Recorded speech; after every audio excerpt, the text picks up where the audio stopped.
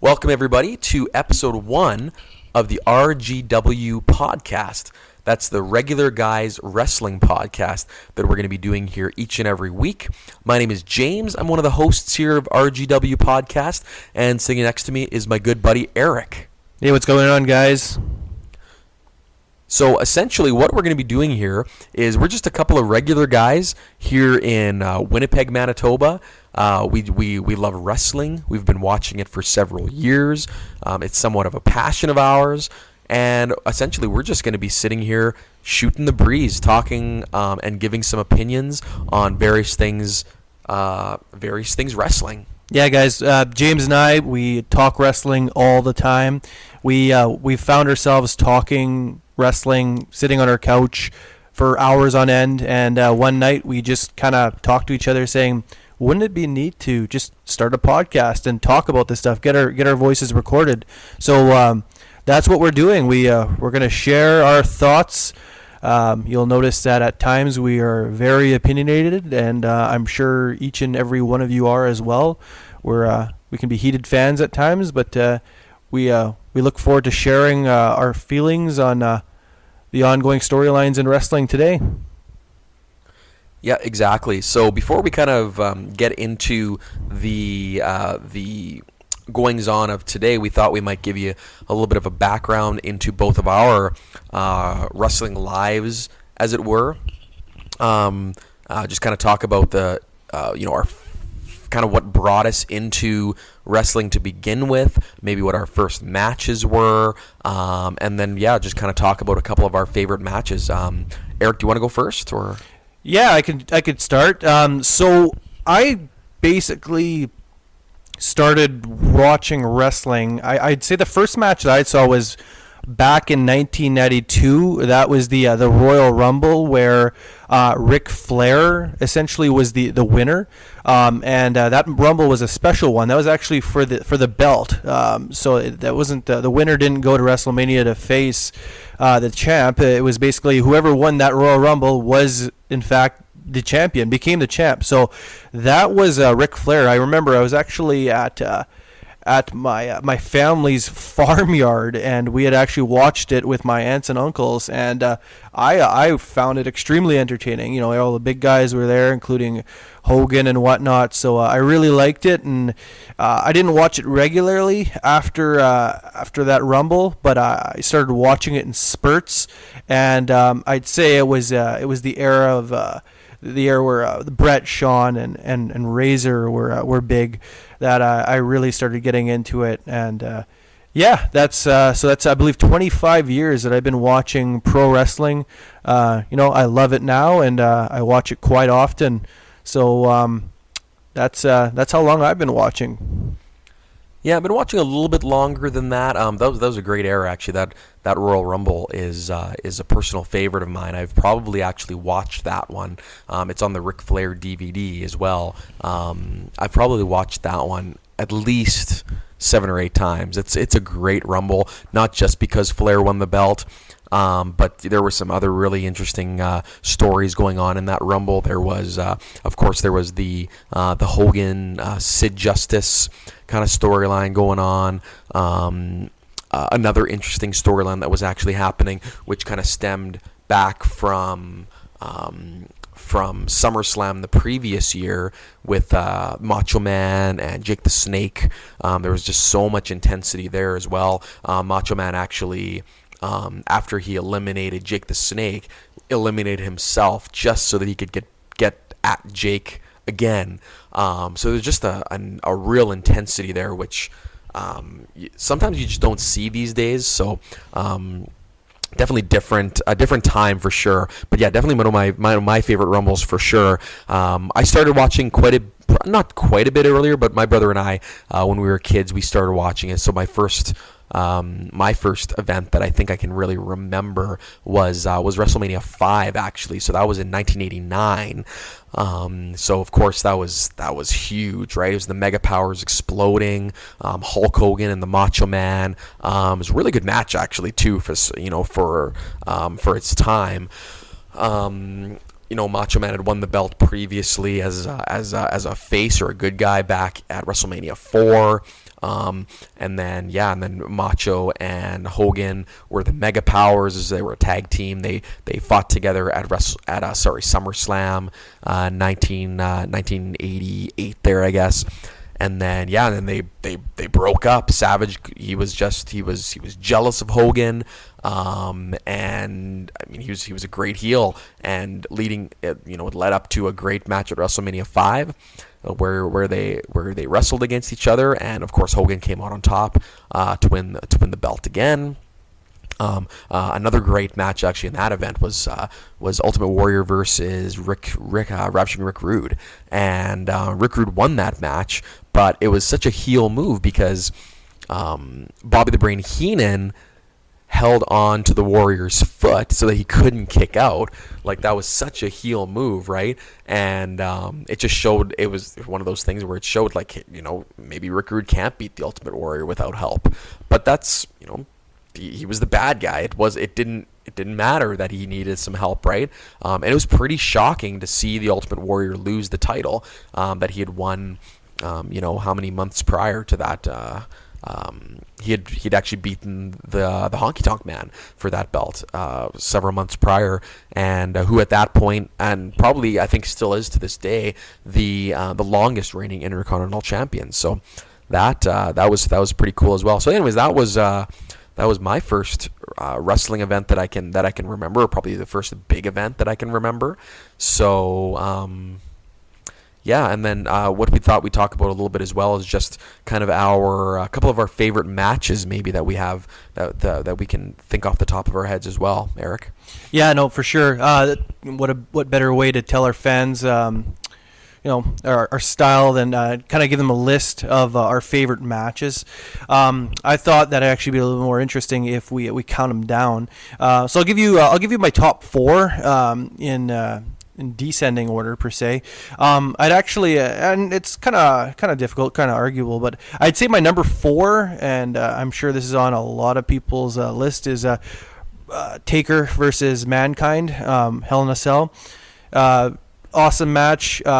Technique-wise, not a lot of technique in that match, but entertainment-wise, possibly one of the most entertaining pro wrestling matches, in my opinion, of all time. Obviously, the big bumps were crazy. Taker throwing Foley or Mankind off of the cell onto the table was devastating. Arguably, even crazier was when he chokeslammed Mick on the top of the cell. It wasn't planned that Mick was going to go through that cell, and he did. He could have easily have died from that one because he was not prepared to hit the ring at that speed and that impact, and yet he still managed to get off that stretcher and get back in there and finish the match. So super entertaining. I think I believe Austin or Kane. I think it was Austin was involved at the end. Which one was it, James? It was Austin or Kane who was at the end. I think it was Austin. I can't quite recall. I could also be confusing the match directly after that, which was Stone Cold and Kane. And you know what? That's where I'm confusing it. And Foley was involved in that one too. Just goes to show you how crazy Mick Foley really is, because he still was involved after his match, where he could have easily have died, and he's still got involved in the last match to add to that. And Austin, I do believe, stunned him in that one as well. So I'd have to say my number 4, Undertaker versus Mankind, Hell in a Cell. Number 3 and number 2 are usually pretty tied with me, but I'll say number 3, Stone Cold versus The Rock, WrestleMania 17, where Stone Cold turned heel at the end. Love it. Huge Austin fan. I guess we didn't really plan on doing so, but we should probably tell each and every one of you who our favorite wrestlers are. We'll cover that one directly after this one, but I'll tell you right now, mine's Stone Cold Steve Austin, and you'll notice based on my list, it's Stone Cold. But anyways, Austin turning on The Rock as throughout the match, and it was kind of hinted even before the match started, and shaking Vince's hand. It was a lot of people hate that Austin went heel. I'm a huge Austin fan, and I kind of like it. If he would have stayed face his whole career and say he wouldn't have been injured by Owen and just kept going, I think it would have, believe it or not, gotten a little stale. I think it offered a little something extra. him turning heel. I like some change sometimes, and I enjoyed it. It kind of turned into a comedy act near the end, but regardless, really good match. Out of all three Austin and Rock ones at WrestleMania, that would, in my opinion, be the best of the three. So that's my number 3. Going to number 2, Stone Cold versus Bret Hart. WrestleMania 13, I do believe. That's a classic, instant classic, just great all around. Just there was so much to it, and the double turn at the end, best double turn in wrestling history, in my opinion. It was just great. Austin in that sharpshooter with the blood running down his face, you can't forget that. Probably one of the best wrestling T-shirts ever made, where it said "Blood from a Stone." Love it. Just great. It was all around great. Austin passing out, not being able to submit, or I should say not say I quit, and just the double turn. It was amazing. Loved it. Number 1, a lot of people joke about this one. I just love it from an entertainment factor. It did not slow down. The big 6-man Hell in a Cell. Stone Cold, and James is laughing right now. Stone Cold versus The Rock versus The Undertaker versus Kurt Angle versus Triple H versus Rikishi. The star power in the match was amazing. I thought it was awesome. Rikishi was a little bit of an odd one in all 6. I'm sure you all feel the same way. I would have definitely replaced Rikishi with Chris Jericho. It would have made for an awesome top 6 guy, or at least Kane, but Jericho would be my number 6 pick. If you watch that match from start to finish, it is entertaining right through. It was just awesome. And you know what? When I was young, I was upset that Angle won, but now, Angle's awesome. Angle winning it was just awesome. So super entertaining right through and through. All the guys had something going on, and I'm surprised they were able to catch all of what they did with just one camera. So, yeah, that's on my list. Number 4, Undertaker versus Mankind. Number 3, Austin versus The Rock, WrestleMania 17. Number 2, Austin versus Bret, WrestleMania 13. And number 1, 6-man Hell in a Cell, Armageddon 2000. That's my top 4 list, and I'll let James tell you his. Now I don't know if I can really rank them per se. I definitely have 3 or 4 off the top of my head that I would probably say are in my, let's say, top 3 or 4, but I don't necessarily know if I can come right out and say that this match or that match was my absolute favorite. I would say definitely Bret Hart versus Steve Austin from WrestleMania 13 is up there. That was a great match. Just the story that was told there at the end, where Stone Cold wouldn't he wouldn't give up. Definitely. Yeah, I mean, it doesn't really describe how tough a character is better than that. He's in excruciating pain. And the referee has to stop the match, right? Because he passed out. Yeah. He got blood on his face. That he's got the crimson mask, right? And then of course, that showed how tough as nails he is. And then Bret Hart still trying to attack him at the end.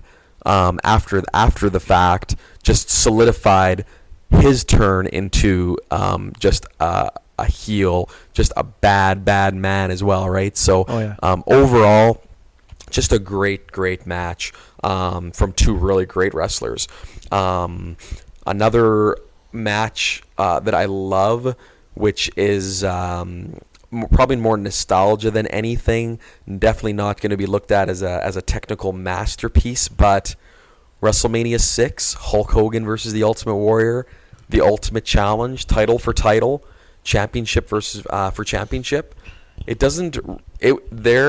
was probably one of the biggest matches in history at that time. I mean, obviously there were a few big matches. Hogan Andre was massive, of course.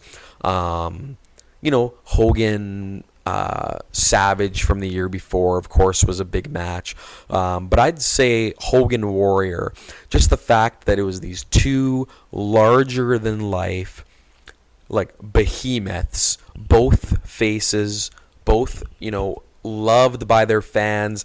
They, there was the Hulkamaniacs on one side, there was the Warriors on the other side, and they both got, I think they both got equal cheers. Like there were the crowd was split down the middle, and after a 25-minute match or whatever, for when the Warrior came out on top, I mean it was emotional. I mean, Hogan came out there, grabbed the belt. You weren't quite sure what he was gonna do, and then he hands Ultimate Warrior the belt. They embrace. It was a beautiful ending, and then the Warrior, of course, is left there at the end of the match, with both belts in the corner, raising them both up. Yeah, it was a really crazy moment, and it wasn't, again, not a technical marvel, but it was a good match. A great story was told. It was emotional. There were ups, there was downs. Anyways, great match. It was a great match. Another amazing match that I just actually saw not all that long ago, and I haven't really talked about this match much, but I kind of forgot how good it was. But it was, it was from WrestleMania 10. A lot of people talk about the ladder match between Shawn Michaels and Razor Ramon from WrestleMania 10. Awesome. That one's, and it's a great match, absolutely. But a great match was the opening match. It was Bret Hart versus Owen Hart. Oh yeah, yeah. Great match, and a lot of chemistry. With chemistry between those two. They were both great wrestlers, and Bret Hart was a good face. He was a good guy, but I'd kind of forgotten how good of a heel that Owen Hart was. Yeah. Just the little mannerisms, just the little things, just the way he would work on certain parts of the body, just kind of, he had that kind of a little bit, that egotistical sparkle in his eye. It's kind of like when Ambrose first came into wrestling. It kind of reminded me of Owen a little bit. A little different now, but he kind of had that annoying look to him. Yeah, and what's funny? What I didn't really realize at the time until I saw this match and started looking back at some of Owen's stuff when he was his heel stuff, is there are so many similarities between Owen Hart and Chris Jericho. Like some of the little things that Chris Jericho does, just shades of Owen Hart. For sure. I think Owen Hart had the potential to be just so great. And if it wasn't for for the tragedy in '99, I think there were rumors that what Triple H became is what plans they had for Owen, believe it or not. Yeah. And I could see that. Owen's not quite as big as Triple H physically, but if he would have stayed with the company, if he would have still been around, I should say, I truly believe that they would have used him correctly. At least I hope they would have. And they would have made him a main player by the end. And whether it be heel, I think he was so good that I think that they would have made him an incredible heel, like even more incredible than what he was before he passed. And then the crowd would have respected him so much that he would have become some amazing face, believe it or not. It's hard to say because Owen was so good at being a heel. But, when you're a good heel, sooner or later, if your fans are behind you, you'll turn face. And that's kind of the problem with Reigns, as most of us know. And we'll discuss that later. So, yeah. I think the thing with Owen is that, they threw the Blue Blazer gimmick back at him. Yeah. Because he was the Blue Blazer. Actually, it's funny enough, at WrestleMania 5, he wrestled as the Blue Blazer against... I did not know this. Yes, against Mr. Perfect. At the time, I didn't know. Like when I saw the match before, I didn't realize it was Owen Hart. And even when I rented it from StarTime Video later, years later, on VHS, I don't think my brother and I realized it was Owen Hart, but we found out later on that it was Owen Hart. And looking back at that match, it was it was what it was. It wasn't again a technical masterpiece, but again, I think they only gave it like 4 minutes or something back in 1989 rather, right? So, but anyways, they threw the blue blazer back at him, and he was actually getting the blue blazer gimmick over. He was starting to get it over, like he brought in he was saying, I'm gonna take my vitamins, I'm gonna say my prayers, and I'm gonna drink my milk. And then I like Kurt Angle, kind of like Kurt Angle, a la Owen Hart. but prior to Kurt Angle, it was more so. That was before Kurt Angle. But yeah, like he was actually he was getting it over. I think he was getting it over. Unfortunately, tragedy struck, and we couldn't really see it. Anything like that come to fruition to kind of see where he would actually take it. But yeah, so yeah, great wrestler, Owen Hart. But anyways, WrestleMania 10, Owen Hart, Bret Hart, great match. And then actually they fought in the cage at SummerSlam that year as well. Okay. When Owen was the King of Hearts, because he won the King of the Ring that year. So he fought Bret Hart for the title in the cage. That was a great match too. Actually, he didn't come out on top, but yeah, those are probably a few of my faves for sure. One that sticks out in my mind that I absolutely love.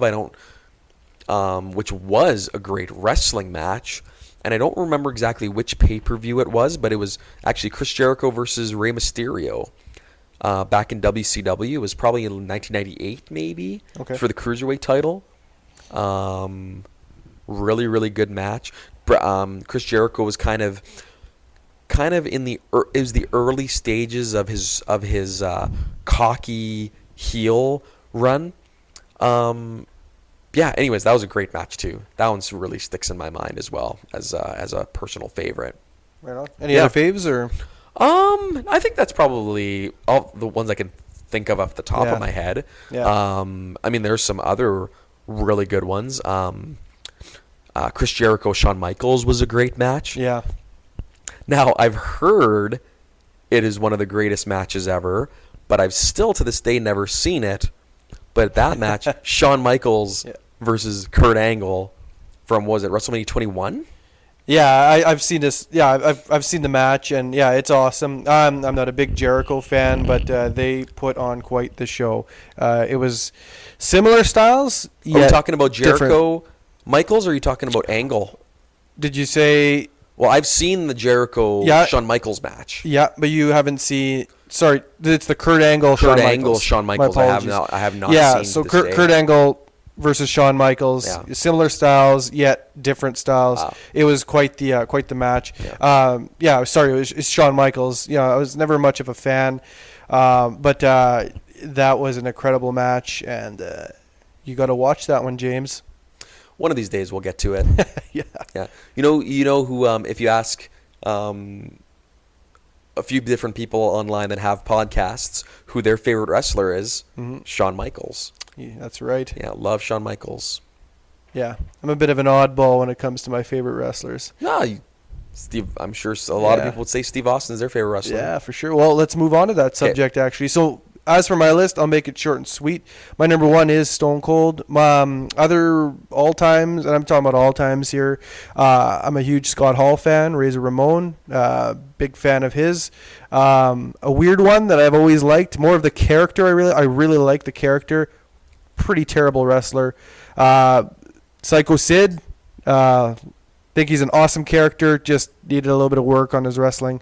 Others I've always enjoyed and classified in my favorite list. I'm a Kurt Angle fan. Triple H. Go back even further. When I was younger, quite a bit younger. You got the Ahmed Johnson, and I liked Mark Marrow too. And another little funny one was when I was a young child, I liked Duke the Dumpster Droese, bit of a jobber there. I liked, and I even Kane when he first came into the WWE, big fan of his. You're gonna hear how much James loves Kane. He's a big Kane fan. But top three: Stone Cold, Scott Hall. I'm a big Sid fan. I think that's all, my guys. It feels like I'm missing someone. I don't know. I don't know. Kurt Angle, Triple H. Oh, of course I am missing Shelton Benjamin. Big Benjamin fan. Shelton Benjamin. Yeah. Great guy. Yeah, awesome wrestler. Yeah, great That's wrestler. the real Mr. WrestleMania right there. Right there, Shelton Benjamin. Absolutely. Okay. So you kind of get a vibe. I'll just put a sneak. Just trying to give you guys an idea of like my style of wrestlers. Today's wrestlers, who do I like in wrestling right now? I'm a Kevin Owens guy. I like Seth Rollins, although he's injured again. It looks like he's out. I do like Chris Jericho, our local wrestler. Jericho's awesome. I like it when Lesnar and Goldberg are on. It's cool to watch. But I think that's right now KO, Jericho, and Seth Rollins. I'd have to say that. Already grown tired of Dean Ambrose. Not on the Ambrose wagon anymore. Yeah, that's kind of my guys right now. I don't think I'm really missing. Oh, of course I'm missing someone. And you can actually put this one in the favorite wrestlers. I'm surprised James didn't interrupt me on this. I'm a big Randy Orton fan as well. A lot of people joke about that one too. Yeah, Orton, kind of the Stone Cold 2.0. But yeah, he'll have something to say about that. The but Viper. the Viper. Yeah. So, anyways, that's my style, and I'll let James let you know who he likes. Favorite wrestlers of all time? Well, when I was a kid, Ultimate Warrior, all the way. As a matter of fact, at this very moment, I'm wearing an Ultimate Warrior T-shirt. But yeah, I loved the Ultimate Warrior. He was just so intense. People would talk about his promos like these days. There was a DVD about him how many years ago, kind of like mocking him and mocking his promos. But at the time, I think he was just awesome. I never really thought that his promos were anything less than stellar. They told the story. They said what needed to be said. It was lots of screaming. See, I disagree with James. I find he was basically insane when he was on. He was entertaining, but didn't quite understand what he was saying. That was entertaining. It was good. It was good. I liked it. Macho Man. Love the Macho Man.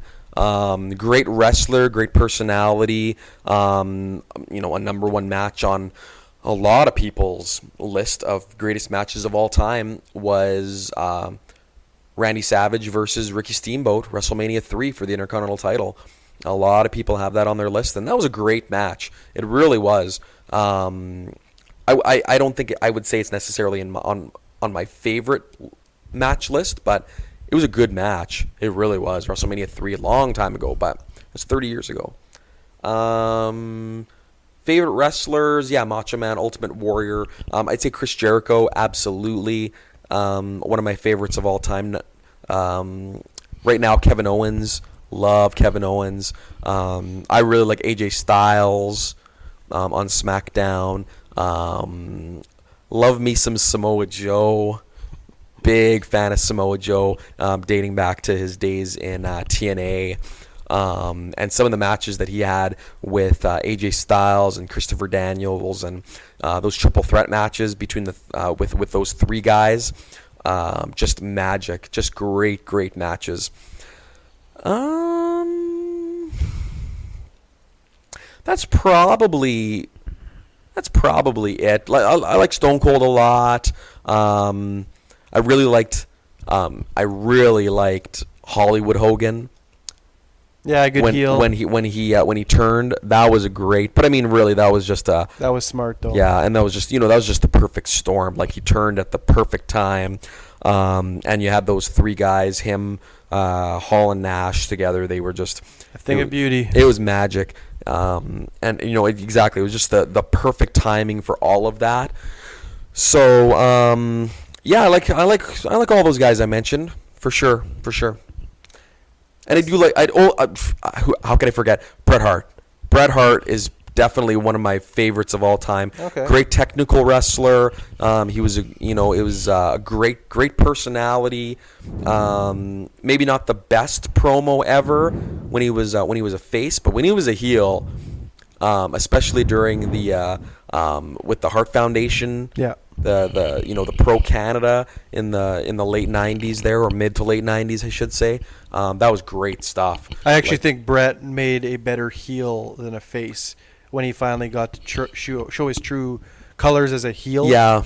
Because like you said, his promos as a heel character were so much sharper, and it seemed so much more natural than that of when he was a face. Yeah, and he was a heel earlier in his career, like when he first came to the WWF as with Neidhart. Jim Neidhart, and they were actually managed by Jimmy Hart. Yeah. They were the Hart Foundation, and he was a heel there. And I don't think that he talked as much. He didn't. In his book, he talked about him not being really comfortable with his promos at the time, and actually that's one of the reasons he actually wore sunglasses to start off with, is because it just helped it guarded his eyes, and the mirrored lenses and everything. Just kind of helped them get a little bit more confident. But yeah, and then of course they turned face, and they were face for several years. And then Bret Hart, of course, when he went on his own, he beat Mr. Perfect there for the Intercontinental belt, and then he eventually won the World Championship there against Ric Flair. And then had some great matches with Shawn Michaels, yeah, and then of course there was the whole Pro Canada thing. Cut some amazing promos, just some scathing promos in the U.S.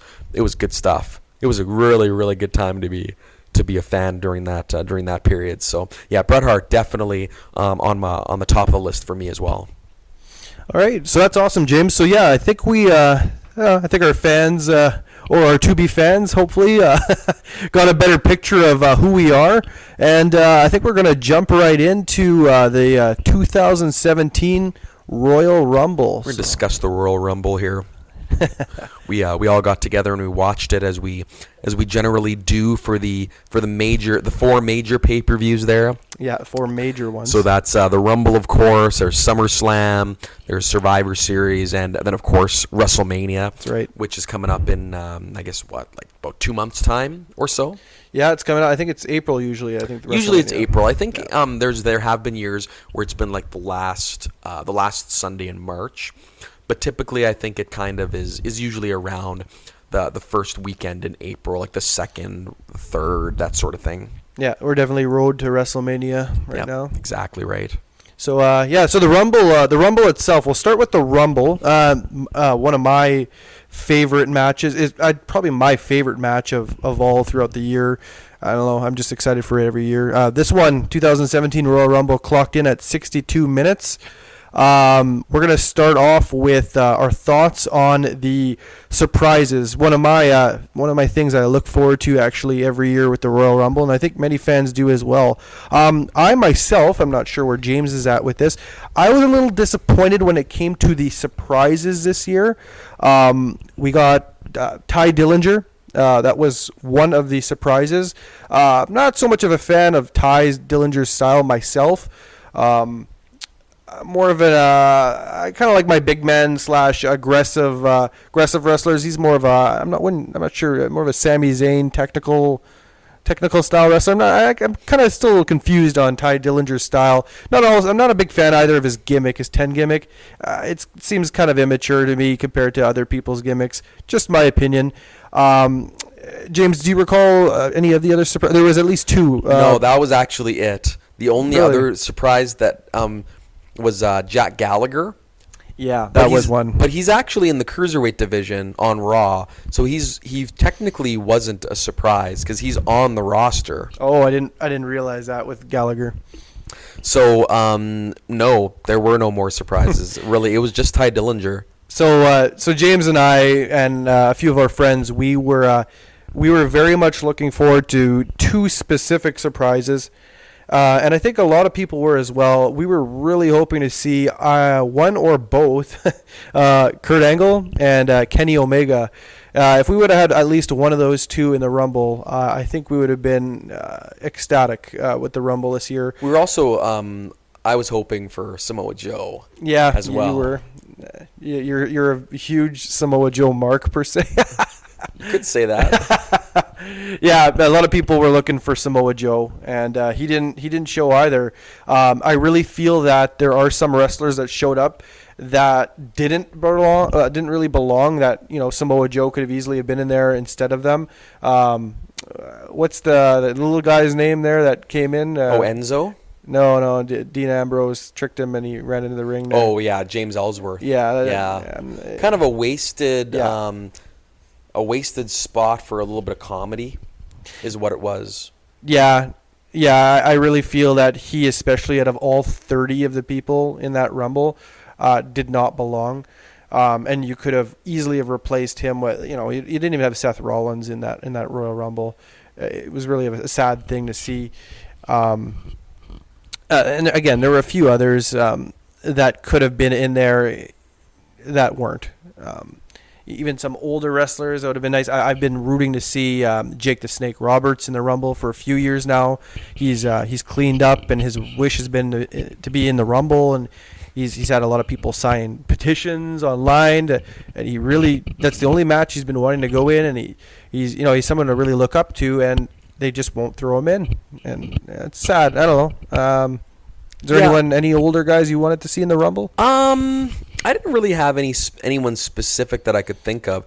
In past years, it was interesting to see Diesel come back. Agreed. That was cool. Yep. Yeah, and then you got a big pop too. That was good. No, I can't necessarily think of anybody older right now. I mean, I think we kind of joked that if the glass shattered, I mean, the roof would have just absolutely blown off that place. Yeah. And I think there's been rumors here and there of Steve Austin potentially maybe doing one more match. And to be honest, the Rumble may have been one of like the safer kind of gimmicks for him to get back into the ring for.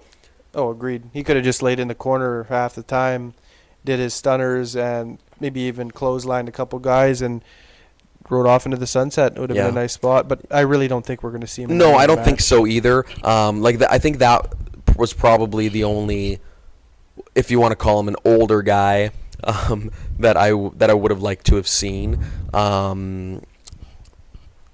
Yeah, there were a few guys on the list that I guess I don't know if they really made much sense. Really impressed me in the Rumble, and we can talk about this in a little bit too. Maybe we can just save that for for maybe a couple of minutes from now, if we want to talk about maybe guys that have really impressed us in the Royal Rumble. Oh, we can even jump right into there. Okay, well, guys that impressed me, one of probably who sticks out in my mind right away is Baron Corbin. Yeah.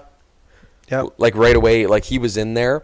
And I know, like his WWE career, like main roster career, kind of started off a little slow. Yep. But lately he's really taken off, and in the Rumble match, he looked like the big dog in there. He looked really impressive. He was hitting moves. He's confident now. He had a real confident air about him. I was very impressed with him. He's a good big man. He's big, but he's slimmer, so he's a quick big man. He's improved on his mic skills. You can see the confidence. He's got the look. There's a few things about him that are a little off, but you know what? No one's perfect in life, and he's got the overall look, and I see good things for him. When he first was coming into the main roster, I actually I had good feelings about him. I was a little disappointed originally because he was a slow riser at first, but he's really picked up. Him and a couple other people will be discussing, but I agree with you, James. Pretty impressed with Baron Corbin. Yeah, and he's got He's got a couple of devastating moves too, like the spinning backdrop. Calls it deep six. Yeah, that's a cool move. And then of course his finisher, End of Days. Just the names alone are amazing. They're great names. Did he invent these? I don't know. I'm impressed. Deep Six and End of Days. One of my favorite moves was back in the day. Was when Canyon was in WCW, he did a move called the Flatliner, Okay. And it was kind of like, if you remember Bret Hart, he used to always do this sweeping neck breaker, this side neck breaker. And what the flatliner kind of was, and I can't remember off the top of my head if anybody else did this move, but it was or like Jeff Jarrett's stroke. Yeah. But they would be face to face, and he would fall backwards and drop the guy's face onto the ground. And it was just a really cool move. It was quick. It was crisp. But Baron Corbin's End of Days just takes that. It's like that flatliner move, but he just takes it to a whole another level. End of Days is that the one where he rocks him forward and He rocks him forward or backwards rather, Yeah. or I guess forward and then backwards. Yeah, He uses momentum. totally uses momentum. It's It's- like a pendulum. Yeah, it's a really cool move. I It is agree. neat, yeah. And he can do it. He can do it quick. Kind of like JBL when he used to do the clothesline from hell. Mhm. It's similar style where it's just you're jumping off the turnbuckle. You don't even need to be, and you can catch the guy and just hit the move. Oh, yeah. Yeah, no, for sure. I agree with you. Baron Corbin definitely stood out. What's your thoughts on Braun Strowman in that match in Royal Rumble? I think Braun Strowman looked great. When he was with the Wyatts, I thought he's a pretty good big man. And then when he was on Raw, to start off with, just him squashing these guys. I mean, he squashed James Ellsworth, of course. I think that was his first squash, actually. And you didn't even know who James Ellsworth was. He was just he's just an enhancement talent. But anyways, he's started to come in on his own. He's actually he's on Instagram, and he's pretty personable. And but on the show, he's got like personality when he's in the ring. He's actually developed into a relatively good wrestler.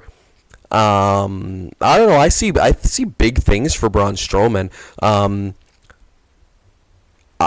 I was a little disappointed that he didn't get a chance to really go against Roman Reigns or start a real definitive program with Roman Reigns based on kind of what happened in the earlier match. But anyways, I was really impressed with him. I thought him eliminating a few guys. What I thought was great was when his music came up and he was number 7 in the Rumble. Jericho, of course, was number 2. And what I thought was kind of interesting, and this just kind of shows you how great Chris Jericho is that Braun Strowman, he starts coming down to the ring, and all the other guys that are in there, the 3 or 4 guys that are in there, they're beating up on each other and what have you. But Chris Jericho, he just has a sheer look of terror on his face. And that was classic. And just as Strowman was coming down the ring, it's like, this guy is a big deal. It actually reminded me of Kofi when Diesel made his appearance. Oh, I don't really remember that. It was the same thing. Was it the same? Yeah, Diesel's music hit the appearance that you talked about. Yeah. And Kofi was in that same position as Jericho. Turned his head, looked at the entrance, and his mouth was agape, just like Jericho's. So, yeah, no, I agree with you. It was crazy. Strowman had a lot of impact in there. He looks good. It looks like he fell asleep in the tanning bed a little too long, but it's a good look for him. He's super confident. He had a glow. He had a glow to him. But he looks angry, confident. He's better on the mic. Like you were bringing up when he made his first appearance with the Wyatts, I was not a fan. I actually got in a bit of an argument with one of our friends. He had said, it would be a good match, Braun Strowman versus Brock Lesnar, and I disagreed with him 100%. Now I actually see it as a money-making match. It could do very well. I could see Strowman being an incredible heel. He's learning a lot and he's excelling very quickly. And then I could see him in the future. I'm not sure how, but possibly being a face, a good face. But right now, where he's at as a heel, he's got some good speed to him. That's the thing. You gotta have it all, and it seems like he's getting there. So, yeah, Strowman, he's definitely stood out. When I think of the Royal Rumble this year, Braun Strowman is. I think of Braun Strowman as being one of the big players in that Rumble. Well, speaking of big men, we'll quickly mention the Big Show. He came into the ring and he went face to face with Braun. We're all pretty impressed with Big Show. He seems to have lost a fair amount of weight, as you can tell. Put on some muscle. He looks great. I'm really hoping he doesn't kind of go the same way he's gone in the past and kind of regain some of that weight, and he seems to kind of bounce back and forth. But right at this moment, he looks great, and I actually noticed a bit of a pop for Big Show. Probably a sign of respect for, how good he looks and what age he's at in the ring, and face to face with Braun and with both their bushy beards, and it was, I don't know, kind of cool. What's your thoughts? Well, I mean, sometimes you forget how long Big Show's been around. Like, he debuted in the WWE back in, I guess it was at St. Valentine's Day Massacre in, I guess that would be February of 1999. Yeah. So, like, he's been in the WWE for 18 years. And that's WWE alone. That's just WWE alone. Like, he started in WCW, I believe, in 1995. So he's been in wrestling for and a big player for, we're talking over 20 years. Yeah. So, and I'd say arguably right now he probably looks the best he has in probably in 20 years. He's starting to look a little leaner. He's posted a couple pictures on Instagram where he pretty much he has abs. Yeah, it looks kind of like an 8-pack. Where did those come from? It's just like, wow. Kind of reminds me of when he was the Giant in WCW. Yeah, I would He's starting to say look so. like I would for sure would say so. That's probably when he was at his slimmest for sure. Yeah. I remember him being very agile back in 95, 96. He would I remember one time we were watching it and he just would hop over the top rope, like not walk over the top rope, but he literally hopped over the top rope like like Rey Mysterio. It was pretty insane, actually. Yeah, he used to be a basketball player. He was actually extremely lean when he used to play basketball. Oh, is that right? Yeah. Yeah. Kevin Nash played basketball, too, I think, in college. Nice. Big guys. Who else? Well, we'll talk about a couple of individuals that, in my opinion, didn't really have much of an impact. We've spoken fairly positively so far about the last 3 or 4 guys, but I was pretty disappointed with New Day. What's your thoughts, James, on New Day? Well, New Day, I was a big fan of theirs. Oh yeah, me too. I really thought their shtick was good. I really loved what Xavier Woods was doing, with the trombone out on the outside, Francesca, and then of course Francesca too. Yep. And I thought that was interesting. It was different, and then of course them being the kind of the triple threat of sorts was good stuff. But yeah, I find their just the way they present themselves and their shtick, and I don't necessarily know if this says a lot to our generation or as fans, or even as society, where we seem to have a very short attention span sometimes. But yeah, I find they're getting very stale. That just the whole shtick, them coming down to the ring and kind of yakking it up. It just I don't know. It's not as exciting as it once was, for sure. I find certain gimmicks last only so long in wrestling, and I knew this was going to happen with New Day. I as well was a fan when they first came out. I still remember The Rock looking at them in the ring, and he had a smile on his face, and he said, "You guys, you have talent. You're very entertaining." And I agreed with The Rock. New Day, they were extremely entertaining, but like I'd mentioned, gimmicks last only so long, and I find that their gimmick has grown tiresome. I find that the Enzo and Cass gimmick as well. I was fairly impressed when they first made their debut on the main roster, but the gimmick has gotten old as well. You can only recite the same the same things so many times, and that gets old. And I find New Day, although they're not necessarily reciting the same thing, there are certain things that they're saying over and over. And whether they're face or heel, I feel that they may need to be split up sooner or later, because I think it's near time. But that was my thoughts on New Day. It just it didn't really do anything for me, and that was 3 spots that they treated as. Do you know how big Xavier Woods is Physically? physically? Like how much he weighs? Do you know? Do you know? I could take a guess. Take a guess. I'm gonna guess Xavier Woods weighs. He's probably got some muscle. 195. Well, according to Wikipedia, Okay. he is 205, 205. which is very interesting because they don't necessarily need to split them up. But what could be interesting is if, say, like Xavier Woods maybe went to the cruiserweight division. That's a good idea. That could actually work. And then Kofi, who is, I think, bigger, Seems a little larger. seems a little bit larger, could potentially go towards the U.S. title. You could even throw him as well in the cruiserweights. Maybe, Pretty I don't know. entertaining. Yeah. Not as a tag team though. I'd say make him singles.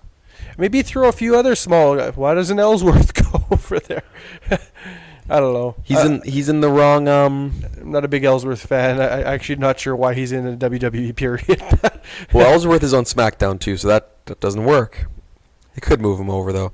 Oh, apparently Kofi is billed at 212, so he doesn't work for cruiserweight. That's too heavy.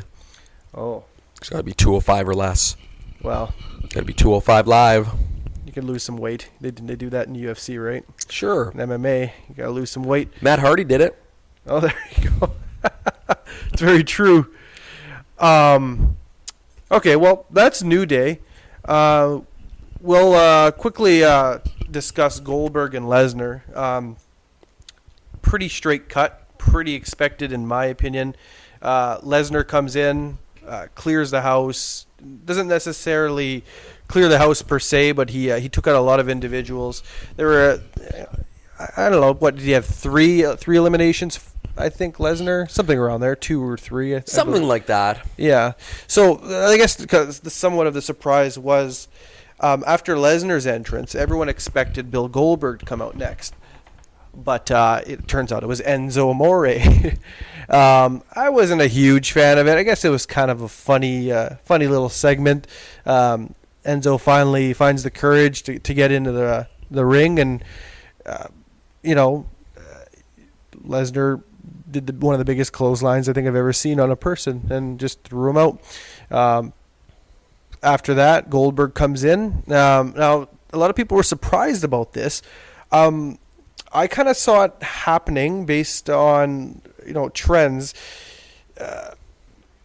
Goldberg basically ducked a clothesline from Brock Lesnar, jumped against the ropes, speared him, and threw him out. Not much. Didn't take much more time than that of them at Survivor Series. So I think everything's going to change come WrestleMania. They'll likely face each other, and I could see Lesnar beating him. Lesnar may use the excuse that I didn't take you seriously at Survivor Series, and Royal Rumble, all you did was throw me over the ropes. Now we're going to really fight. Maybe something along that line. But it seems like Vince is really focusing his attention right now on Goldberg and Brock Lesnar. There's been a lot of them. A lot between those two. In 2003 they wrestled as well. Doesn't seem like they're really mentioning a whole lot of that. Notice that, James? They're not talking about that match very much.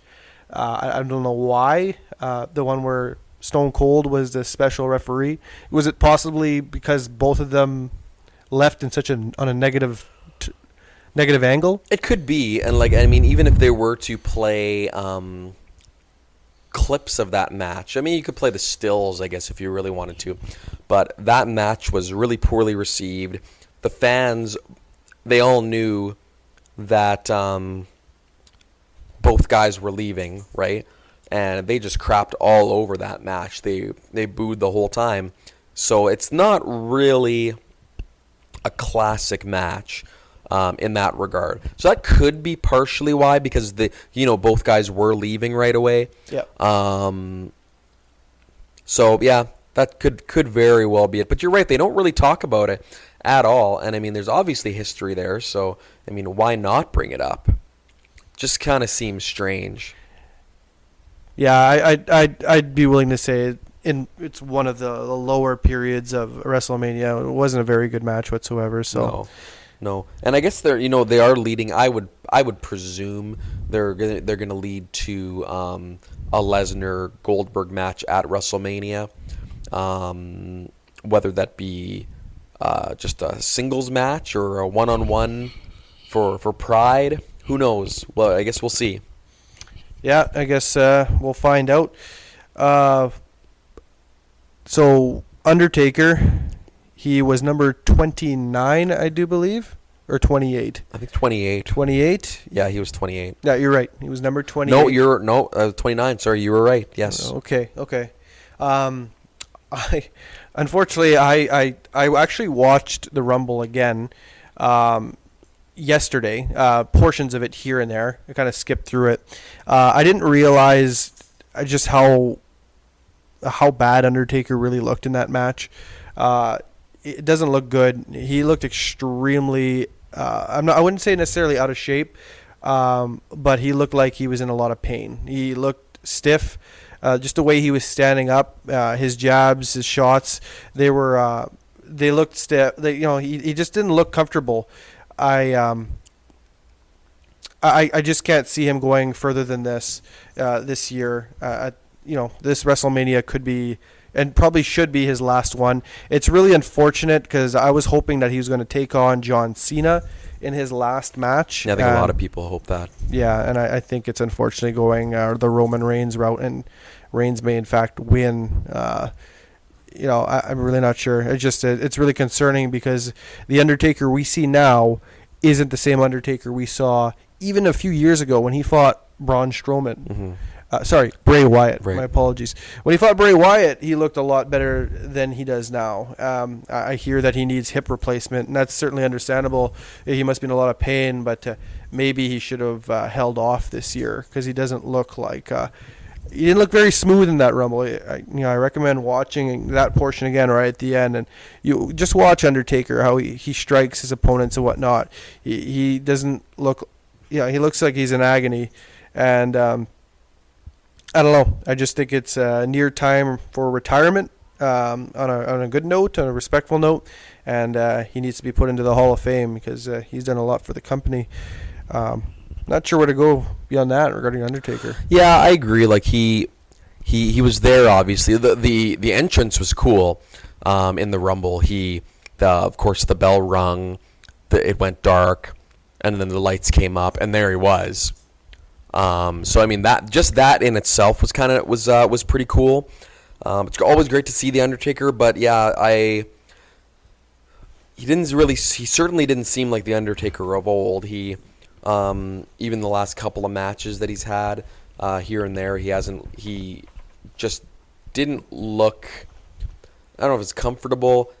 You could tell he's aging for sure, which it happens. Everybody gets older. But yeah, I think this will be. I would say this will be his last WrestleMania. I think he needs. I don't know if it's a hip surgery or something like that. But maybe that's part of why he was kind of moving the way he was. But yeah, I think this will probably be his last WrestleMania. I know a lot of people were hoping for John Cena. I think. There could definitely be better last opponents for The Undertaker than John Cena. Potentially Triple H, because there's the history there. Potentially could be Kane. Obviously, there's the history there. They're brothers, the brothers of destruction. So there's definitely that history there. So yeah, definitely a couple of options. I don't necessarily think it needs to be Roman Reigns, and I don't really think a win, like a big win against the Undertaker in the Undertaker's last match, is necessarily going to do much for Reigns at this point either. In regards to kind of, He'll get booed out of the building. yeah, I mean he will, right? So like it's not going to help him get. He's not going to get face pops No, for beating the Undertaker. I don't think anybody will. it could be one of the biggest booings of all WrestleMania history. I mean, there's the potential for it to be very, very poorly received. So Well, even during the match, I swear, Undertaker was even striking Roman Reigns, and the crowd was chanting, "This is BS," because they just saw they knew what was going to happen. You know, the crowd's not dumb, and they knew what was going to happen. And the last three guys were Roman Reigns, Bray Wyatt, and Randy Orton. And you could just tell the crowd was dead silent for a little bit there. There wasn't even boos, and I could tell how much disgust the crowd had. You know, I'm sure you could agree with that. And I know there's still Roman Reigns fans out there. Don't get me wrong. You know, we're trying to be neutral, but it's starting to get to the point where I'm not sure. I certainly wouldn't think it's 50-50. You know, we can hear the boos. I'm willing to say it's 75-25, you know, at least. There's not a lot of Roman Reigns fans out there, and that crowd was nearly 100% sure Reigns was going to be given that win. And even though Randy Orton, spoiler alert, won that Royal Rumble, I still think Roman Reigns got the bigger push. He got that moment with The Undertaker. He still got to go into the Royal Rumble even though he had a match that night. You know, people still seem to remember Roman Reigns more than the winner of the Royal Rumble. You know what I mean? yeah, I mean, and you know, logically, it doesn't make any sense as to why Roman Reigns came down and say, you know, AJ Styles didn't come down. You know, why did Roman Reigns get a second shot? He already had a WWE Championship match that night and he lost. So why does that make him deserving of essentially getting another shot? I mean, he already lost. He lost his match. So why does he get another shot? For there's no reason. Yeah, I've heard some reason. Well, I've heard one completely illogical. I've heard one reasoning, and I'm not entirely sure about it. Is Chris Jericho. Well, no, he was two things that happened. Chris Jericho threw the brass knuckles down to assist Kevin Owens in the win, but even worse, Braun Strowman interfered in the match, costing Roman Reigns the belt. So some may argue that, well, Roman Reigns was robbed out of his opportunity to win that belt, so he should be given another opportunity for another title shot. I disagree with that entirely. Yeah. He was still in the match. The match still occurred. You know, I'm sure something like this has occurred in the past at one point or the other, and they still weren't, you know, those individuals weren't allowed to be in the Rumble on that same night. It's clear favoritism. It's just ridiculous. And you know, and if that was what you know truly happened, was that because of the illegitimate win or the illegitimate loss, let's say, to Reigns, then I mean I think that would have had to have been explained somehow, but it never was explained. It wasn't explained after the fact. It wasn't even alluded to in the commentary that I can remember. Maybe I'm wrong, but it wasn't really even alluded to in that. So I don't know. Like, to me, it doesn't make any sense. Yeah, I guess, I mean, if you really wanted to kind of go that way, AJ Styles did lose his match, you know, fair and square to John Cena, which was a great match. Yeah. I think that was a really, really good match between the two. John Cena's been having some great matches the last couple of years. Call me crazy. I actually feel that the heat that Roman Reigns has produced has taken an enormous amount of heat off of John Cena. I totally agree. You with totally that. agree? Yeah, we actually haven't even discussed this, by the way.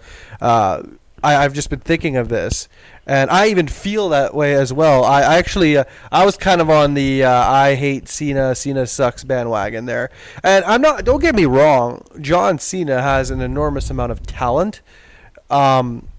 It's just the gimmick. The gimmick is, we just discussed this, right? The gimmick is getting old, just like New Day and Enzo and Big Cass. And I wanted to see a heel John Cena. I still want to see heel John Cena. I think he would do amazing. He would do amazing. You know, you all remember what he was like when he was a heel as the heel rapper in the Ruthless Aggression era. I believe that was Ruthless Aggression. That's right. Yeah, it was the I guess it Ruthless. was, yeah. Yeah, and it was awesome. I loved it. And now Roman Reigns is getting, I'd say, what do you think, James? Bigger boos than I think John Cena has ever gotten. Half the boos that Cena used to got was more, Cena sucks. Well, it's not even Roman sucks. It's a storm of just deafening boos. I don't think I've ever seen this before. Well, the thing about it is that, even with John Cena, and you've got everybody booing him, and he's got the John Cena sucks, and everyone's like, oh man, I don't want to see John Cena. I think he's like, there was still like the younger generation that still absolutely loved John Cena. Yeah. Like you see so many John Cena hats and John Cena shirts, and he was still, like, regardless, he was still their number one, merchandise seller. He's been for years, even though he supposedly sucks and nobody wants to see him, he's still their number one seller. Right. So somebody's buying this merchandise, right? Yeah. They're not fudging the numbers. I can't imagine they would. Why would they do that? It's a publicly owned company. I don't think they can actually go, or not completely publicly owned, but there are shareholders. I don't think they can lie and say that, just to keep an image up, saying, yep, he's absolutely the number one merchandise seller. I don't know if they can really do that. Maybe they can. Maybe I'm completely wrong, but I don't think they can. Regardless, I don't think Roman Reigns, like, if you look out in the crowd, I don't think you see as many kids wearing like the Roman Reigns t-shirts. Like, I don't think he's got this universal appeal to kids that John Cena has. Yeah, no, agreed. And again, I repeat, John Cena has a lot of talent. He's been showing it lately. That Cena Styles match, like you just said, really good match, quite technical. I still feel Cena over the years has kind of been adding a little bit more to his cart of arsenals, which is really cool to see.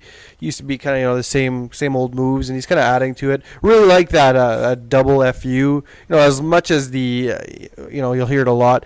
The moves are being utilized. Finishers are being overutilized tremendously nowadays, and maybe we'll discuss that in another podcast one day. But kind of that double. I should say attitude adjustment. Correct. That is the correct term. Kind of in that ruthless aggression mode there. That's so 2009. Oh, sorry. Yeah, the double AA where he gave Styles the AA and then did a cartwheel or into another one. A roll, like a front roll. Yeah, like he did a front roll and picked him up on his shoulders. Like he's a crazy freakishly powerful, strong guy. Yeah.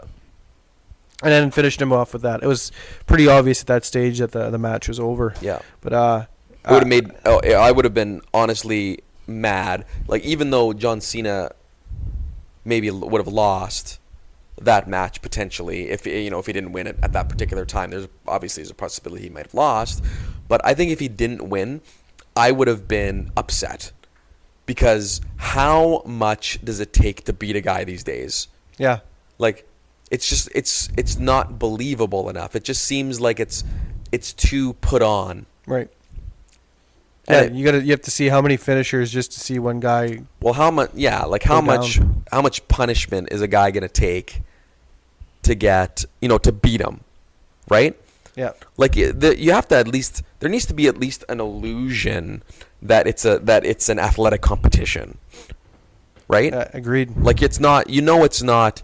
It's entertainment. Yep. But they don't have to remind us every match that this is just entertainment. It needs to really be presented more as an athletic competition, as an actual match. Okay, so we're gonna basically review the next match, but backwards. So the match before the Cena match was Adrian Neville versus Rich Swann. So my opinion on this match, well, I'm going to start off with Neville. When Neville first made his appearance in the WWE, he was a clean-cut guy, kind of had the superhero figure, came out with a cape, kind of clean-cut face to him, and he's a high flyer. He was entertaining to a degree, but the babyface look kind of got old. I am digging the new style on Neville. He really did his homework on what a proper heel is supposed to look like nowadays. He's got the beard. He's got the angry face. He's got nothing good to say about anyone. This is what we need to see more in the WWE when it comes to heels. You kind of have the cool heels. And he's kind of a cool heel, but you got the real heels, and he's kind of he's got a bit of an old school style to him when it comes to the heel side of things. Looks wise, looks like he's in even better shape if that's possible. He is absolutely jacked. As for the actual match, Rich Swann, I don't really know much about the guy. I know he comes from the Indies. The match was all right. I kind of felt that Neville, compared to that of Rich Swann, he kind of carried it to a degree. Rich Swann seems to have a fair bit of talent, but in my opinion, kind of siding on the things of Neville, he just kind of doesn't really hold a candle to the overall skills of Neville. And I'm really, really happy Neville won that match. I kind of felt that he deserved that cruiserweight title in the first place. I could see him holding on to that belt for a long time. I'm not really sure who they could use to, that would be worthy of beating Neville at this stage. I'm comparing Neville to that of the other 205 Live guys, and they don't really seem to hold a candle to him.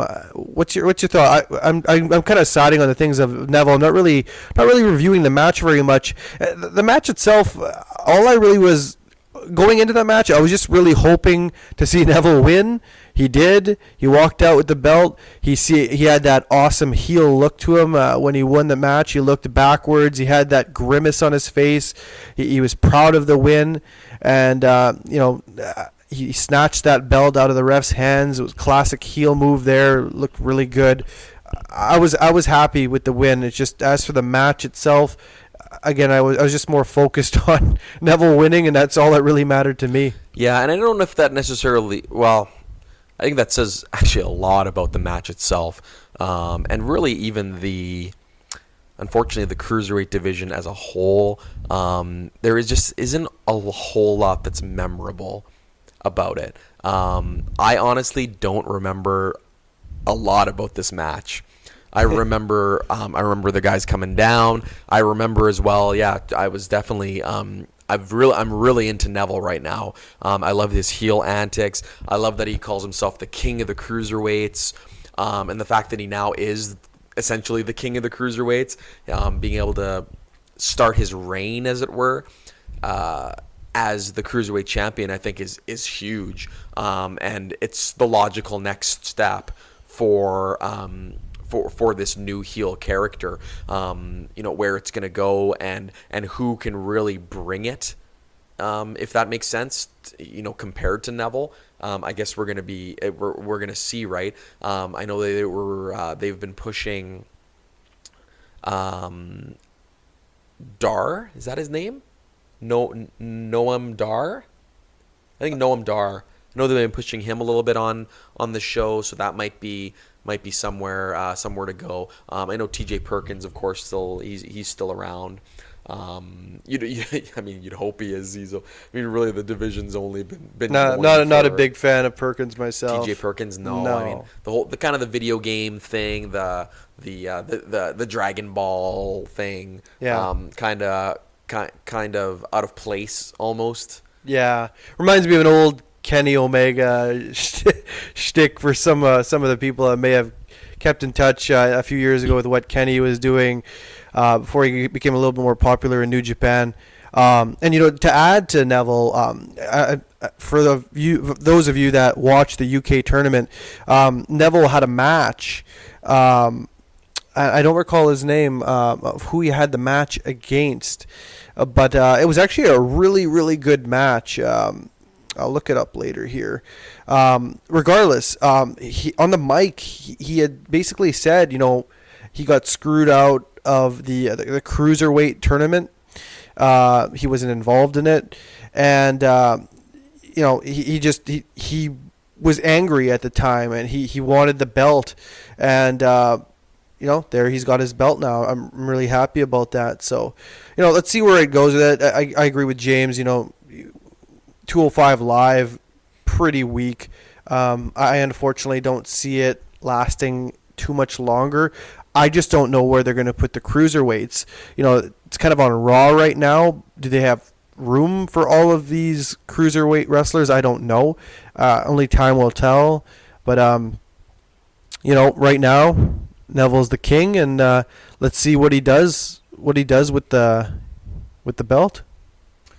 Yeah, and I don't really know what else there is to say about that, to be honest. Yeah, I think we'll just move to the next match. Let's move on. So, again, moving backwards. So, before that, it was actually Roman Reigns versus Kevin Owens with Chris Jericho suspended in a shark cage above the ring, which was, I thought it was gimmicky at first, but I think it's kind of awesome now because just Jericho's awesome. Chris Jericho can pretty much turn anything to gold right now. He was calling himself a sexy pinata, and just the little silly things like that. Just make it kind of just bring a little bit of extra flavor to the whole match. I thought the two of them kind of like beating up on Reigns before the bell, like before they put Jericho Classic in the heel- cage, was heel antics at its absolutely, absolutely, and so simple. Like there was nothing more that needed to be done. I mean, you got the good guys, you got the bad guys, and the bad guys, they cheated to begin the match against the good guy. It made sense. And I got to point out that Kevin Owens and Chris Jericho had a huge ovation when they came out to that Texas crowd, and Roman Reigns was booed heavily. So Yeah, it's interesting when I said that the bad guys beat up the good guy. yeah, It was the good guy that was booed, and the bad guys oh yeah. were cheered like crazy. So it's odd. There Odd was times. the match itself, I don't know, it was pretty good. There was some parts of the match that were kind of unnecessary. That stacking of the chairs was kind of dangerous, kind of an unnecessary bump. Kind of do you agree? Was it slightly forgettable, unnecessary? Do you Yeah, agree? I think so. And unfortunately, I think the utilization of the chair mountain, Yeah. it was pretty underwhelming. Like to just kind of have Kevin Owens kind of fall backwards into the mountain of chairs. While it was kind of a cool spot, and obviously, it was impactful in the match itself to an extent, I don't think it was really necessary. Like I think if there was to be kind of a more of a direct hit or a direct bump into the chairs, it might have been a little bit more impactful. But yeah, kind of, it was unnecessary. I don't think it needed to be done. However, I will say that Kevin Owens setting up those chairs, setting up that It was chair funny. mountain, that was entertaining. It was entertaining. That itself was funny. It just going through the chairs. He could have really hurt himself. Like, it looked like he hit the back of his neck on the top, one of the top chairs. Yeah, like it could have gone bad. You got people like Rollins re-injuring himself, and we don't need to see these young guys out of commission, especially guys like KO. That. Well, he's your champion. Yeah. I mean, to have him take an unnecessary risk and potentially get injured. Thankfully, he didn't get injured. He seemed to be just fine. I'm sure he was hurting after the match, though. Probably smarted, I'm sure.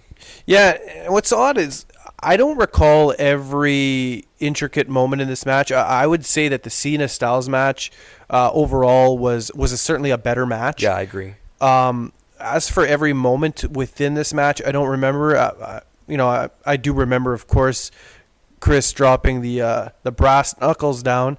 A lot of people are discussing this, and I agree. I really feel that some of the bumps are being they aren't being told properly. So if a guy or girl gets hit in the head with brass knuckles in real life, you're down, you're knocked out, and you're going to be out for a long time. So not only was there someone hit in the head with brass knuckles, it didn't even end the match. It was completely underutilized. It was pretty lame, actually. If the brass knuckles are used, someone gets hit by it, the match is over. That's how it should be. That should have been the ending to the match right there if they were going in that way. I know, guys are kicking out of people's finishers like crazy, but I mean, to hit a guy with brass knuckles and for him to fall on the ground, he's unconscious, to then kick out of it doesn't make any sense. Like, that's what I was talking about before. Like, just the realism, and it just kind of takes you out of it because you're kind of suspending belief because again, you know that it's not real. You know that it's what they're doing in there. It's choreographed, right? To a certain extent. Yeah, but when it comes to brass knuckles, well, no, that's what I'm saying. Yeah, it's getting ridiculous, and I realize that guys are kicking out of people's finishers over and over, and it takes 4 attitude adjustments or 2 spears. Was it like Goldberg got Survivor Series? Did it take 2 spears to finish off Lesnar? It took off. Yeah, it took 2 spears. Yeah, you can't. Even going back, and this has been an ongoing issue, not to ramble too much on the subject, but going back to WrestleMania 19, it took 3 rock bottoms to finish Austin. I'm a huge Austin fan, but it's just becoming kind of strange that a finisher isn't really a finisher anymore. It's just a stronger move. It almost feels like a video game. Yeah, because let's compare it to a video game. In wrestling, say you're playing WWE 2K17, and you somehow manage to lay a finisher on a guy at the starting of a match. You're not going to win that match because the wrestler's too fresh. Well, it seems like that's what they're doing now in wrestling. The match has just started, and he managed to get a finisher on the guy, but nope, not good enough. So keep going. It's becoming unbelievable. They got to bring it back to the days where if a finisher was done on a wrestler, the match is over. Not to mention, if somebody gets hit in the head with brass knuckles, it's definitely over. And they should be laying down on the mat for at least several minutes with the referee looking over him to add some believability to the match. Some realism to it. Some realism, right? thank you. Yeah, it's just, I don't know. That just bothers me. And but it is what it is. It was used. I guess they just wanted to utilize Jericho in some fashion, which was fine. And and I, by the way, speaking of Jericho, I thought it was awesome too. We're mentioning how awesome he was with him shaking when he's standing in the cage and he's shaking back and forth throughout the match and screaming because he's pretending to be afraid of heights. Mm-hmm. Loved it. It was just awesome. It was so whiny. And it was just hilarious all at the same time. Yeah. Well, it just kind of, just an extra layer to it, right? Like it wasn't, with some cheesiness to it. Certainly some cheesiness to it, but it was a different, it was a different layer, to the match. And I thought it was brilliant. Like really Jericho, this has been absolutely, like I've been saying, this is probably his best run in that he's since he's come to WWE, because I really liked his whiny character in Conspiracy Theory and WCW, that sort of stuff. But I think this is his best. I think this is his best run. This is his best character, let's say. And he's had some really good characters. Like, he's reinvented himself successfully 3 or 4 times in WWE. Like, who does that? I agree. Completely reinvents themselves. Yeah, he's had a few characters, and is successful in each instance. It just doesn't happen. Future Hall of Famer right there. Absolutely. Getting back to what you were saying about WrestleMania, was it WrestleMania 19 where he needed 3 rock bottoms, right? Yeah. WrestleMania 19, 3 rock bottoms to beat Austin. That wasn't necessarily the first time that something ridiculous like that happened. Actually, this is before your time, but at WrestleMania 7, there was a match. It was a retirement match between the Macho Man and the Ultimate Warrior. And the Macho Man hit the Warrior with not 1, not 2, not 3, not 4, but 5 big elbow drops from the top rope. Wow. And that guy kicked out after 5 that's big bad. elbow drops. I don't like that.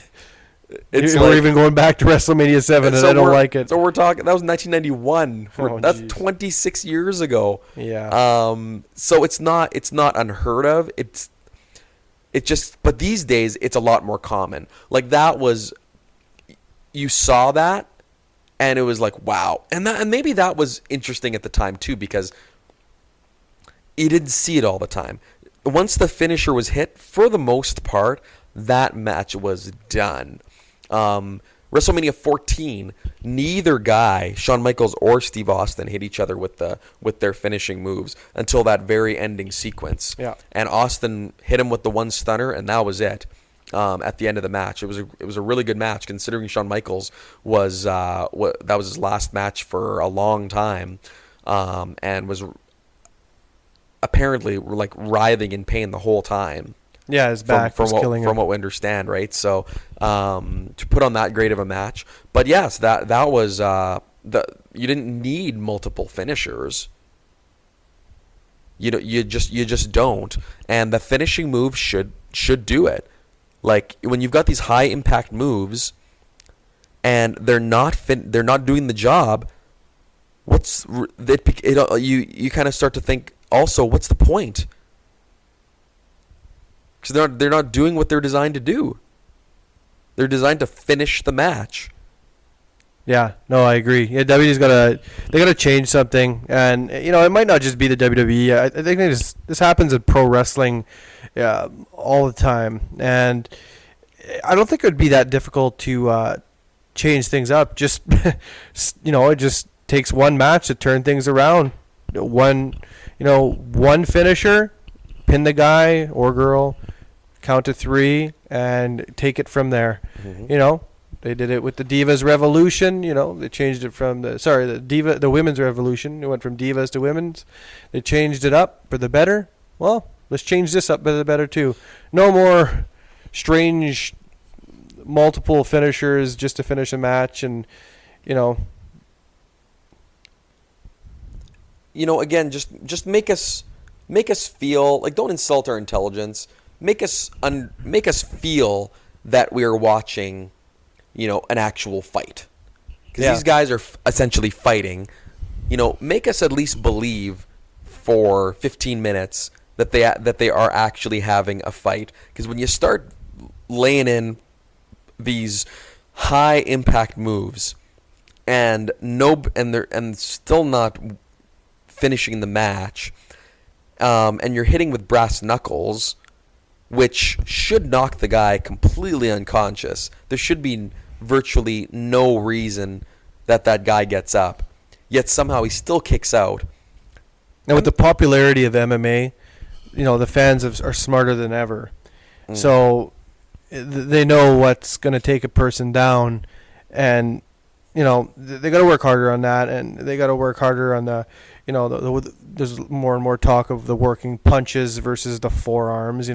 I'd like to see the forearms kind of a little bit less forearm throwing and maybe kind of more fake punches.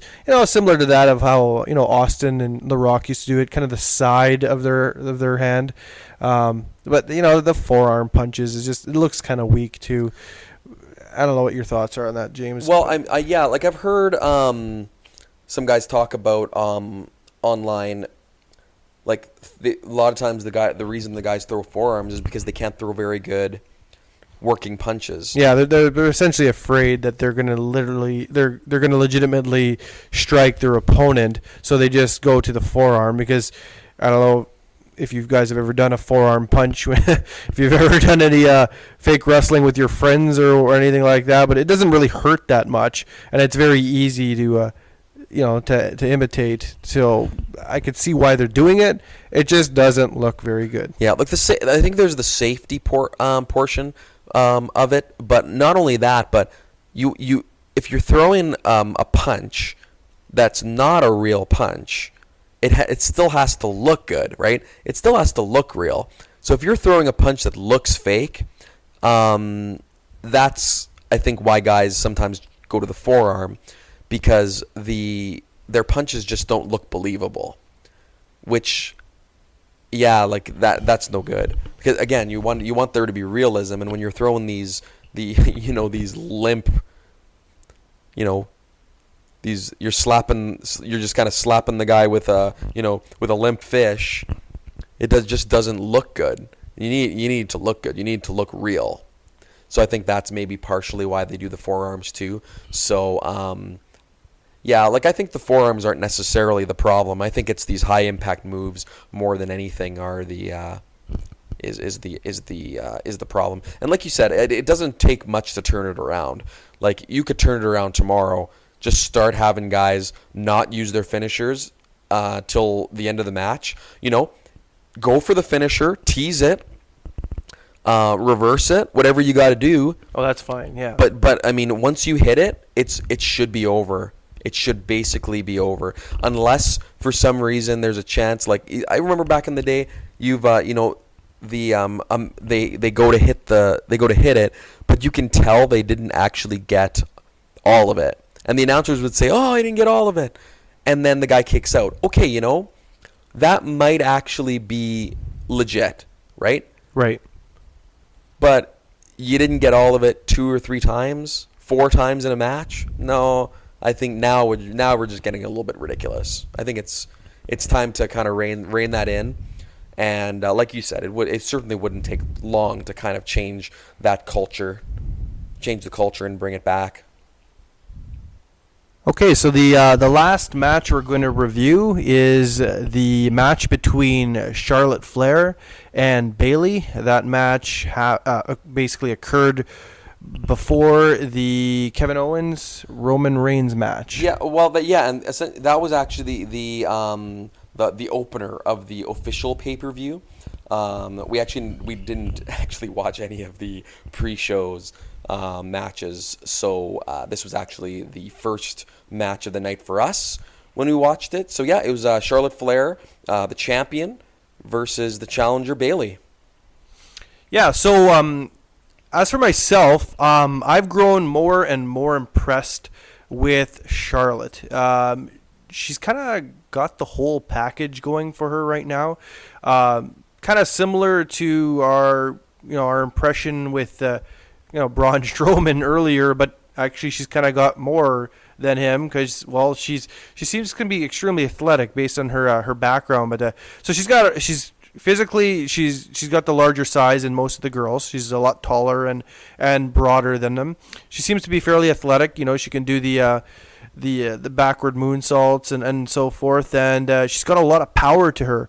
She's extremely good on the mic. She's got she seems to has the newer gimmick of the queen of the women's now, I believe, or the queen of the women's division, and she's really good on the mic. She's really got a good heel persona going. Seems to have it all, and they're really pushing her to the moon right now. And she essentially destroyed Bailey in that match. I'd say 85% of that match was all Charlotte. They certainly are making Bailey look like the underdog here. I am not on the Bailey bandwagon, as many people seem to be. I'm just not a fan of the gum. I like to call it the bubble gum baby face good guys, the squeaky clean good guys. She's even more squeaky clean than I'd say more than even John Cena or even Hogan was back in the day.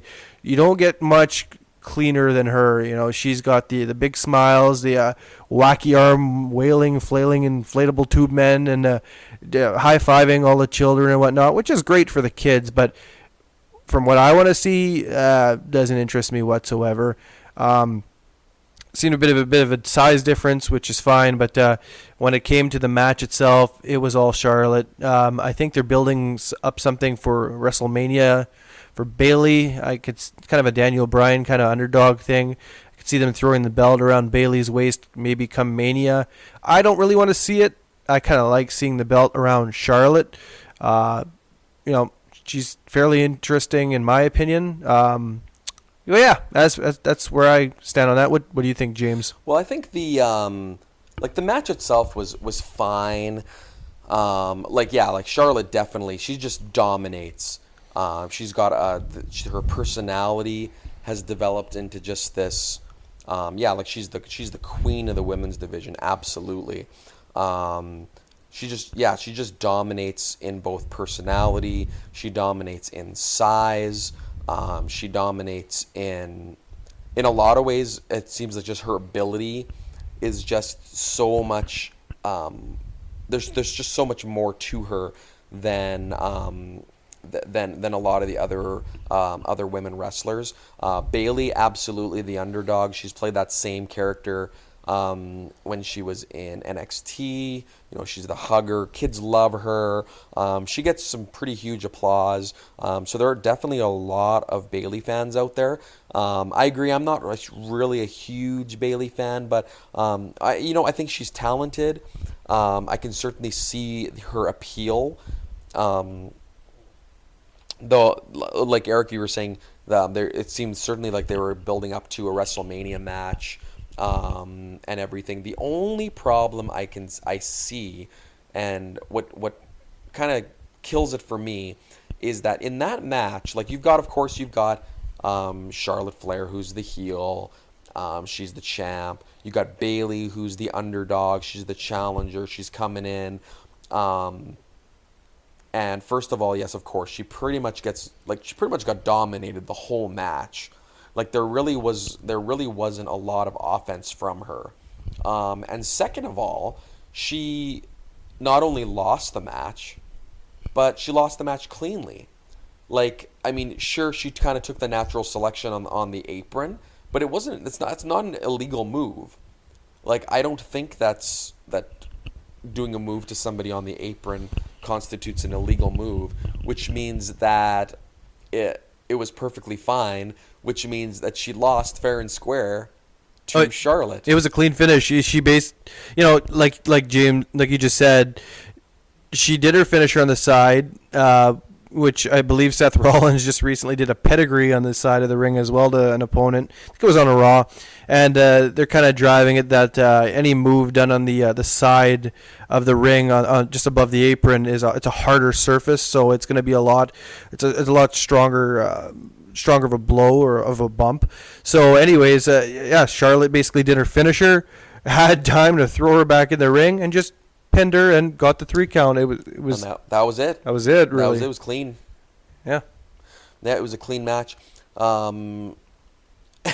It's funny, like Bailey got her head hit on the apron, and in the next match, Roman Reigns gets hit with brass knuckles in the face and kicks out, and apparently has no lasting repercussions at all. He's perfectly fine. So apparently the side of the ring is a harder surface than that of brass knuckles. It must be made of something harder than brass. Well, maybe they should make the side of the ring out of brass going forward. Maybe Yeah, maybe what should have happened is that Jericho should have dropped a piece of ring apron down from the shark cage.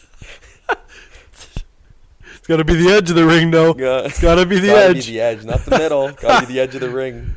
And yeah, Reigns would have been toast. Next time.